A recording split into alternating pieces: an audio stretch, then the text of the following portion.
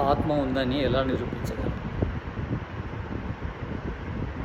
మనము చూస్తున్నాము, వింటున్నాము,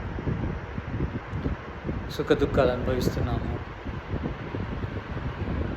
ఆలోచిస్తున్నాము. ఇవన్నీ ఈ శరీరం ద్వారానే జరుగుతున్నాయి. లోపల ఆత్మ అంటూ ఒక చేతన పదార్థం లేదు అనేవారికి ఆత్మను నిరూపించడము ప్రమాణం ద్వారా నిరూపించవచ్చు. ప్రమాణం అంటే వేదాది శాస్త్రాల్లో ఉంది ఆత్మ ఉందని. తర్వాత అనుమాన ప్రమాణం ద్వారా కూడా మనము ఆత్మ ఉందని నిరూపించవచ్చు. అనుమాన ప్రమాణం లోపల